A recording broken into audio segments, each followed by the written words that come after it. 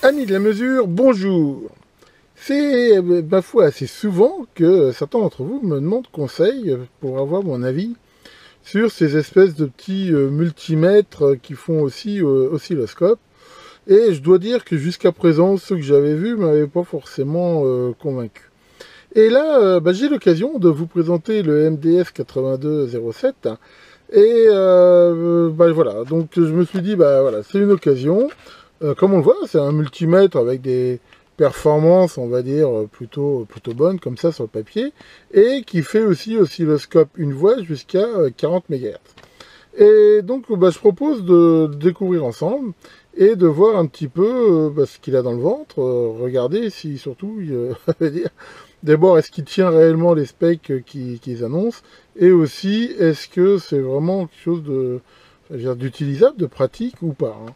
Pour info, hein, le prix de vente, là, actuellement, j'ai vu, il est entre 90 et 100 euros, alors ce qui peut paraître relativement cher. Maintenant, c'est vrai que, je veux dire, pour ce prix-là, on a un multimètre assez complet, et, je veux dire, un oscilloscope, bien que, enfin, comme on va le voir, je pense quand même que c'est un oscilloscope assez limité. Bon, d'un côté, ça coûte quand même pas cher. Alors, qu'est-ce qu'on a à l'intérieur? Je le découvre exactement en même temps que vous. On a un sachet ici, donc avec manifestement un thermocouple, hein, donc qui va permettre la mesure de température. On a des pointes de touche. On a ici un sachet qui contient, je pense, l'appareil. Donc voilà. Et là, c'est comme pas fait par terre. Donc voilà l'engin. Donc c'est livré sans pile.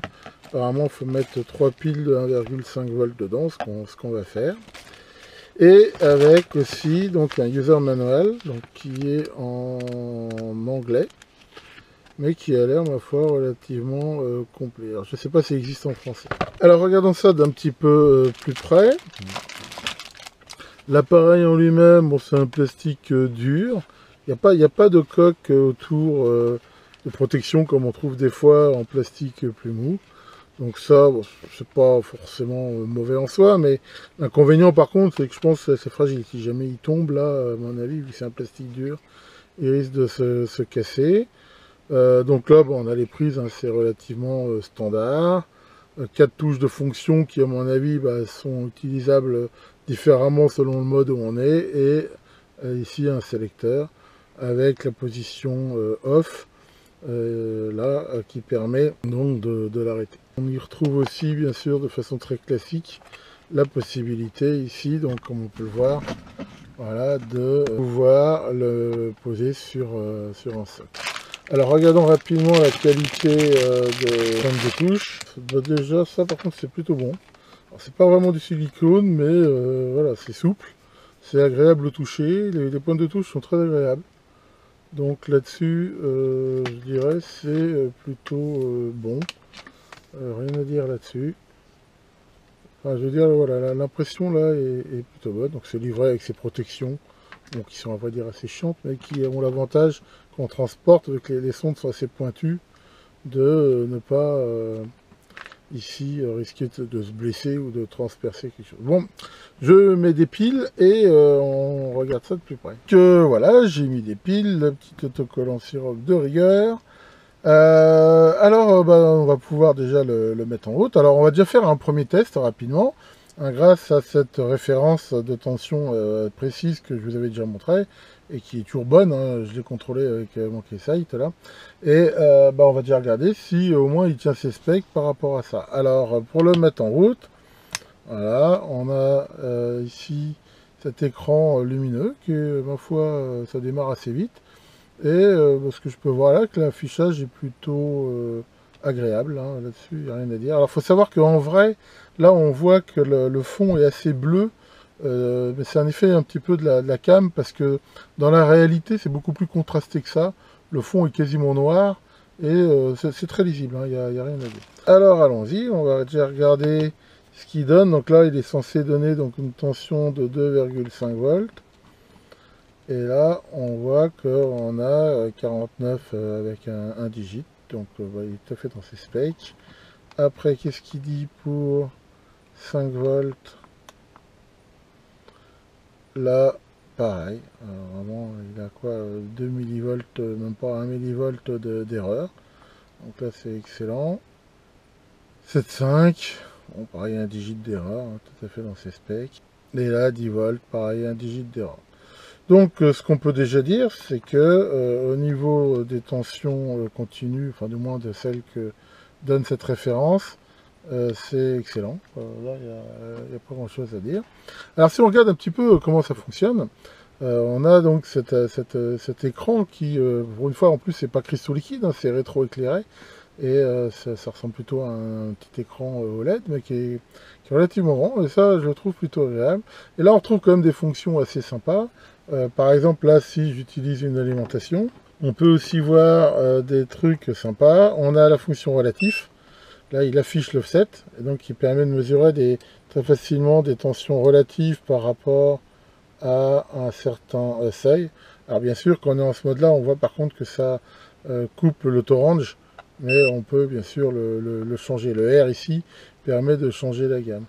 Donc ça, c'est pour le relatif, ici. Ensuite, on a la possibilité aussi d'avoir quelque chose d'intéressant, c'est le min-max, hein, c'est le pH. Et là, on voit qu'il affiche voilà, le max et le min entre le moment où on fait reset. Voilà, et on peut aussi à un moment donné stopper l'acquisition. Ça, je trouve que c'est des fois aussi très très sympa, surtout quand on fait des réglages. Donc ça, honnêtement, c'est plutôt un bon point hein, pour un multimètre comme cela. Alors après, on a différentes fonctions. Ici, dans ce qu'on a sur Cell, là, on va pouvoir mesurer donc des tensions alternatives. Donc là, je vais passer sur mon banc d'essai Fluke pour voir ce qu'il vaut. Et on peut aussi afficher donc des fréquences. En fréquence, il est censé monter jusqu'à 10 MHz. Donc ce que je vais tester aussi. Bon, pour pas faire une vidéo trop longue sur cette partie-là, je vous passe les tests, mais je vais quand même regarder et vous donner le résultat des cours. Là, j'ai testé avec tous les instruments dont je dispose l'ensemble des fonctions, on va dire, multimètres, sauf, on va dire, la partie oscilloscope que je me garde pour plus tard. Alors, dans l'ensemble, c'est plutôt très bon. Je veux dire, il est bien dans ses specs, il est même bien souvent meilleur. Mais j'ai quand même trouvé quelques petits problèmes. Alors, le premier problème que j'ai trouvé, c'est la partie fréquence mètre. Alors, mais c'est pas très clair. Dans la doc, ils disent que ça monte jusqu'à 10 MHz. J'ai jamais réussi à lui faire mesurer au-delà de 100 kHz, il s'écroule. Donc ça, maintenant, est-ce que c'est une mauvaise traduction ou autre? Enfin voilà, on va dire qu'il fonctionne très bien, le fréquence mètre, mais il ne faut pas espérer aller au-delà de 100 kHz. Un autre truc, alors ça par contre c'est bien expliqué dans la doc, mais c'est très abrupt, c'est la fonction voltmètre alternatif, qui en gros est précis jusqu'à 400 Hz, après perd un peu, mais ça va encore, on va dire jusqu'à 1 kHz, mais alors après ça tombe très vite, c'est ça qui est bizarre, c'est que passer 1 kHz, vraiment ça s'écroule, pof, je veux dire, on mesure plus rien, quoi. Donc voilà, faut juste le savoir. Maintenant, enfin, pour un usage courant, je veux dire, de multimètre, c'est pas vraiment gênant. Sinon, non, tout le reste, ça marche bien. Duty Cycle. J'ai vu un truc intéressant, c'est la fonction Hold. Fonction Hold qui, à un moment donné, permet de mesurer, mais elle a un truc sympa, c'est qu'on voit que, voilà, pendant qu'on est en Hold, on continue de voir la vraie mesure ici. Donc ça, c'est un truc que j'ai trouvé sympa. J'ai aussi testé la partie, on va dire, thermomètre. Voilà, avec mon thermomètre que j'ai, je n'ai pas trouvé plus de 0,2 degrés d'erreur. Donc là-dessus, on va dire que c'est plutôt bon. Alors le point vraiment, par contre, pourri de chez pourri, ou alors j'ai pas bien compris, j'ai pourtant bien lu la doc, c'est la partie gain là, HFE. Alors, je mets en HFE, j'ai mis tous les transistors que j'ai pu dans les connecteurs ici, il n'y en a pas un qui marche. Alors maintenant, est-ce que c'est un problème de connectique? C'est apparemment même, pourtant j'ai mis des transistors avec des pattes super longues. Mais enfin, moi, j'ai toujours eu comme affichage 000, quel que soit ce que je mette, NPN, PNP ou autre. Pourtant, la doc dit bien, mettez-vous sur HFE, mettez... en plus, ils ont traduit ça par triode, c'est assez marrant. Enfin voilà, donc ça, c'est un des points négatifs. Le côté contrôle de gain, nul à chier. Par contre, pour le reste, non, c'est bien, hein, avec, comme on l'a vu, hein, toujours sur les mesures, la partie relative, la partie hold, là. Donc là-dessus, enfin, on va dire, globalement, comme multimètre, c'est sympa. En plus, l'affichage est vraiment cool. Donc voilà, là-dessus, à part ces petits points négatifs, on va dire que je trouve ça plutôt bien. Alors maintenant, On va attaquer la partie oscilloscope. Alors déjà, il ne faut pas rêver, comme on peut le voir, c'est-à-dire que ça n'utilise pas de sonde. L'impédance d'entrée, ils disent que c'est à peu près 100 mégohms. Ce qui me paraît énorme, je veux dire. Mais bon, on va essayer de la mesurer. Mais voilà, c'est pas blindé, ni rien du tout. Donc, puis en même temps, comme on peut déjà, enfin, comme on va le voir, j'ai regardé un petit peu ce que, au moins sur le papier, ça peut faire en oscillo. Et c'est quand même relativement limité. Mais on va quand même voir ce que ça donne. Donc là, bon, on va commencer par lui mettre un signal sinusoïdal de 50 Hz de 10 volts crête-crête. Voilà, et on va donc le mettre en oscilloscope. Donc pour ça, on voit qu'il y a deux positions, alternative continue. On va se mettre en continu pour l'instant. Alors, qu'est-ce qu'on a dans un cas comme ça? Pour l'instant, on n'a pas grand-chose. Donc voilà, là on peut choisir la gamme de tension. On voit qu'on sélectionne le temps grâce à ces curseurs. Voilà, comme ça. Et là, alors, il affiche la fréquence et il affiche ici donc en haut, comme on peut voir, le temps par division. Là, je suis à 2 millisecondes par division. Ensuite, si on veut changer la tension, comme on peut le voir, voilà, on le voit ici. Bon, c'est relativement facile d'emploi. Après, on a ici des fonctions de trig, où on peut choisir le sens du trigger. On voit qu'ici, il le fait sur front descendant, là sur front montant. Donc après, ici, on peut choisir le mode de déclenchement. Hein, c'est très simple, hein, c'est automatique ou single, hein, normal. Enfin bon, ça c'est vraiment très très classique.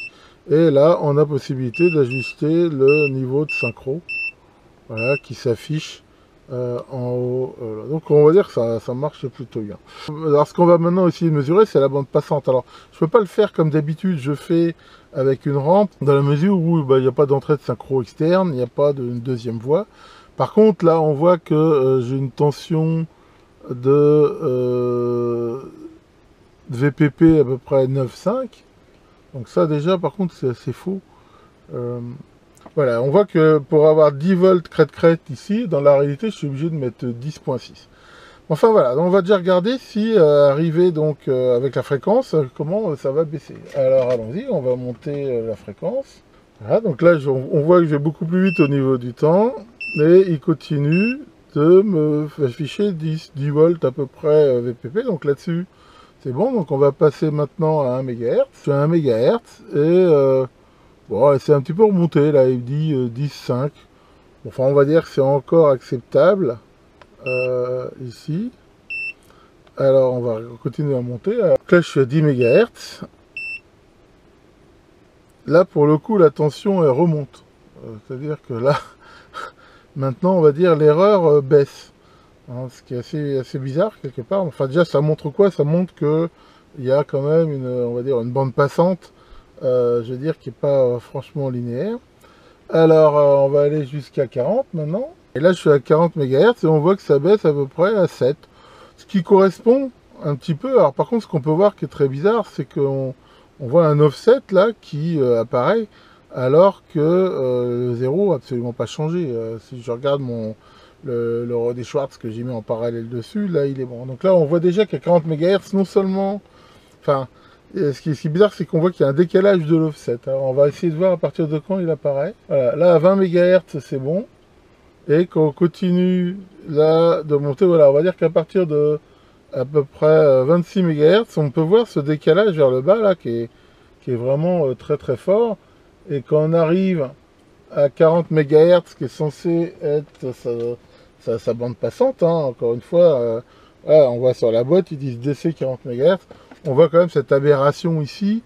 Alors c'est bizarre parce que c'est lié au niveau du continu. Si on se met en alternatif, je pense qu'il n'y aura peut-être pas le problème. Bah, a priori, si.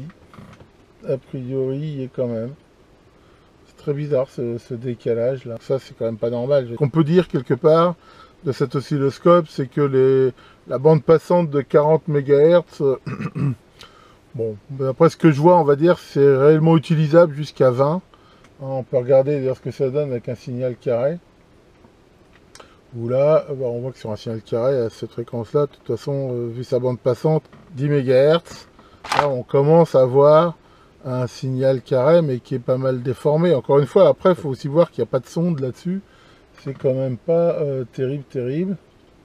Après, si on baisse là à 1 MHz, là pour le coup, voilà, on commence à avoir quelque chose de mieux et on voit le front. Ça veut dire quoi en clair? Je veux dire, je vais pas non plus vous faire tout des heures de vidéo là-dessus. Ça veut dire quoi? Ça veut dire que, comme tous ces trucs-là, et un petit peu, à vrai dire, comme je m'y attendais, voilà, faut le comprendre en fait plutôt comme un truc qui est exploitable, avec des signaux qui vont à peu près justement jusque l'ordre du mégahertz, même voilà, avec des créneaux, des choses comme ça. Et après, ça devient quand même difficile. Bon, maintenant, il ne faut pas non plus jeter bébé avec l'eau du bain.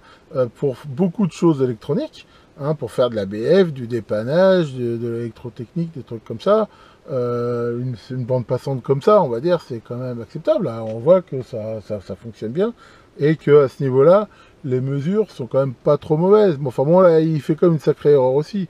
Là, il me donne quand même du 9,6 VPP, alors que j'ai dit, c'est que mon scope de référence lui me donne bien 10, quoi. Donc on va dire que là, les mesures sont un peu douteuses. L'affichage de la fréquence, là, par contre, est plutôt bonne. Voilà, donc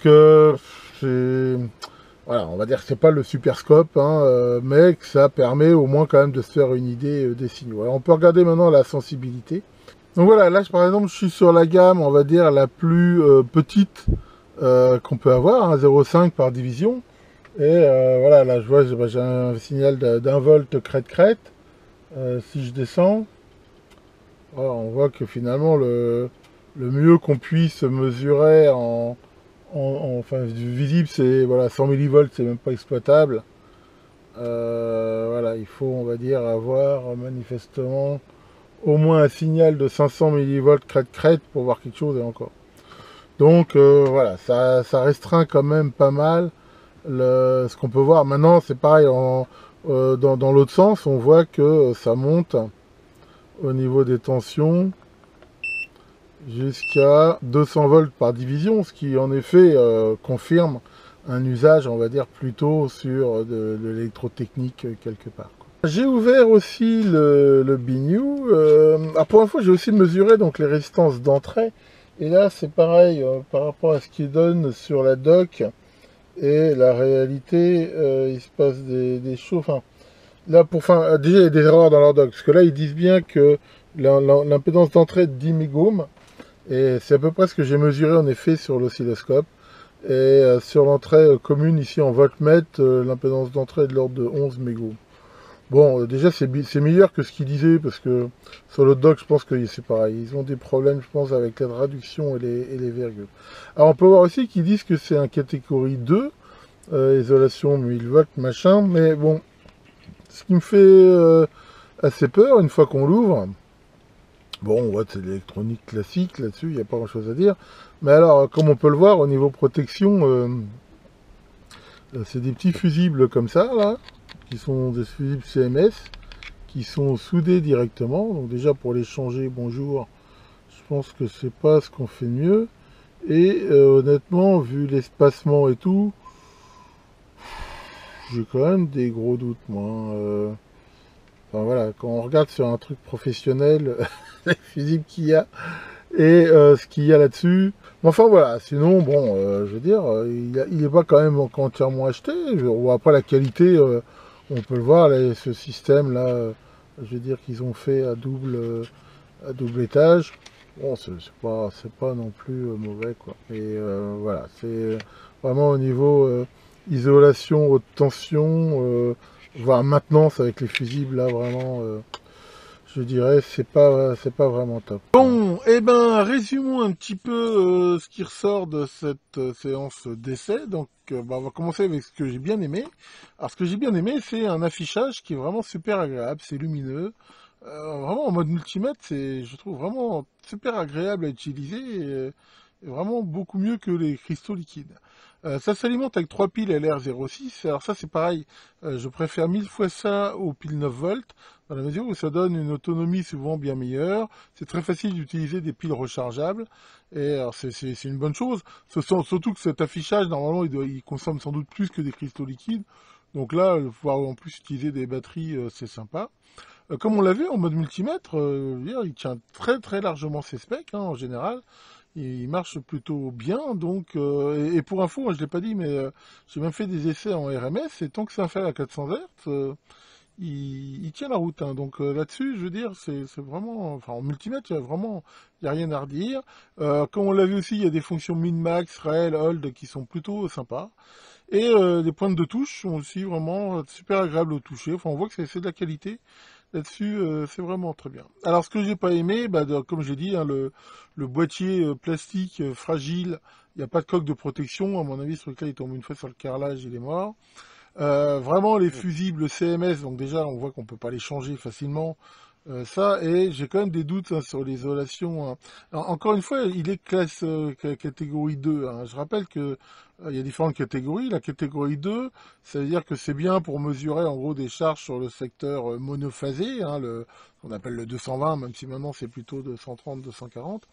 Et en gros, voilà, c'est bien pour les petits appareils ménagers, les trucs comme ça, vérifier des piles. Mais avec ça, hors de question d'aller farfouiller dans une armoire électrique ou quelque chose comme ça, hein. Et vraiment, quand on regarde à l'intérieur, je pense que là, enfin, voilà, c'est vraiment du classe 2. Et encore, est-ce qu'il passerait réellement un vrai test classe 2? Je me demande, bon, voilà, on va dire, je lui laisse le bénéfice du doute.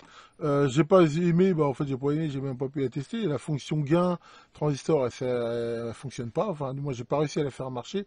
Maintenant, d'un autre côté, c'est pas non plus le super truc. De toute façon, mesurer le gain d'un transistor avec un multimètre, déjà c'est mesurer dans quelles conditions, selon les transistors. Enfin bon, je dirais c'est vrai que c'est un truc, ça marche pas, mais d'un autre côté, honnêtement. Enfin, c'est vraiment pas l'appareil que je conseillerais de toute façon pour faire ça. Alors en utilisation d'oscilloscope, bah, on voit c'est limité, hein, c'est limité en, je veux dire, en sensibilité, hein, faut qu'un signal fasse au moins 500 millivolts, donc je veux dire, ça limite quand même pas mal. On voit que dès qu'on veut changer, bah voilà, c'est le problème de tous ces trucs-là, faut appuyer sur des tas de boutons, plus, moins, moins, moins, qu'un temps de réponse qui est pas vraiment instantané. Donc c'est pas terrible. Par rapport à ces specs, les tensions affichées en mode oscillo, crête à crête, RMS et tout ça, bah là il est pas dans ces specs, hein, il y a une erreur relativement importante. La bande passante, comme on l'a vu, enfin la vraie bande passante déjà, apparemment elle est plutôt de 20 mégas et non 40. C'est quand même une différence. Et en même temps, voilà, même avec ça, comme j'ai dit, enfin, voilà, je pense qu'il faut se limiter quand même à des signaux qui dépassent pas un mégahertz, hein, enfin surtout si c'est des signaux pas sinusoïdaux, hein. Après, bon, bah voilà, ça donne une idée, quoi. Et puis en effet, le fréquence mètre, alors c'est pas qu'il marche pas, mais la doc est vraiment pas claire là-dessus. Voilà, voilà. Moi, ce que je peux dire, c'est que je l'ai fait marcher jusqu'à 100 kHz, la fréquence mètre. Après, plus loin, je ne sais pas. Donc, à la fin de ça, eh ben, je mets une note. J'ai beaucoup réfléchi, je vais lui mettre 12 sur 20, parce que en multimètre, il est vraiment bien, mais là, le côté oscillo, on va dire, voilà, on va dire que enfin, c'est même pas en rêve que ça remplace un vrai oscilloscope, hein. Disons que ça donne une idée de la forme des signaux, mais c'est, on va dire, faut le voir plus comme un petit plus, qui est quand même relativement cher payé, je trouve, par rapport à ce que ça apporte. Par contre, je reconnais qu'en multimètre, hein, comme je l'ai dit, bah là, je le trouve vraiment, vraiment bien, hein. Enfin, honnêtement, moi personnellement, je trouve que ce genre d'affichage est 1000 fois supérieur aux cristaux liquides. Donc là-dessus, je crois que, je veux dire, sans doute ça va devenir sans doute mon multimètre de la maison. Il va remplacer celui que j'avais avant, parce que justement j'aime bien, vraiment j'aime bien le côté en multimètre, il est vraiment bien, quoi. Voilà pour cet essai, j'espère assez complet de cet appareil. Bon, voilà, enfin, ce soir là je commençais tout juste à dire, bon allez, je commence à sortir la tête de mes rangements, je tombe là-dessus, je dis ouais tiens c'est vrai il faut que je fasse une vidéo. Et puis voilà, bon ça m'aura pris la soirée, mais enfin c'est pas grave, après tout, il faut ce qu'il faut. Maurice, qu'est-ce que t'arrive Maurice? Maurice, qu'est-ce que tu veux? Tu veux quitter ton boulot, pourquoi? Pour réaliser ton rêve. Et c'est quoi ton rêve? Quitter ton boulot. On va voir ça comme ça. Mais enfin bon, encore une fois, je crois que ça me conforte dans mon idée que tous ces petits machins qui veulent faire en plus oscilloscope, c'est voilà, je veux dire, c'est quand même souvent de l'ordre du gadget. Alors, j'ai jamais eu l'occasion de tester ce genre de choses, je veux dire, sur des appareils, parce que je sais que ça existe sur des flux, des trucs comme ça. Ne l'ayant pas testé, je veux dire, voilà, je vais pas avoir d'avis, mais ce que je sais, c'est que jusqu'à présent, tous ces machins que j'ai testés, eh ben, ça reste quand même d'abord souvent pas très pratique à utiliser, relativement limité, et voilà, je continue à pas trop conseiller ça. Maintenant, voilà, ça, je veux dire, ça peut être un dépannage, mais honnêtement, si vous achetez ça en disant, tu vois, comme ça me fait un multimètre et puis j'ai un oscilloscope, non, clairement non. Ça vous donnera pas un oscilloscope, pas plus qu'un petit DSO 138 vous donnera un oscilloscope. Ça vous donnera un truc qui, avec des performances relativement limitées, vous permettra éventuellement de voir la forme de signaux. C'est à vous de voir, mais enfin voilà, moi je vous conseillerais plutôt d'acheter un bon multimètre et éventuellement, quitte à attendre un peu, économiser, prendre un oscillo qui soit vraiment un oscilloscope, quoi. Même si c'est un entrée de gamme, de toute façon, on commence à en trouver hein, maintenant vers 250, 300 euros. Alors je comprends que c'est un investissement, mais enfin au moins vous aurez un truc utilisable. Parce que ça, finalement, je vois pas tellement de cas où ça va vraiment être vraiment une aide. Je veux dire, ça en fait soit trop, soit pas assez, quoi, quelque part. Que le terrible plasma, dieu des arcs électriques, vous protège et à très bientôt pour de nouvelles vidéos.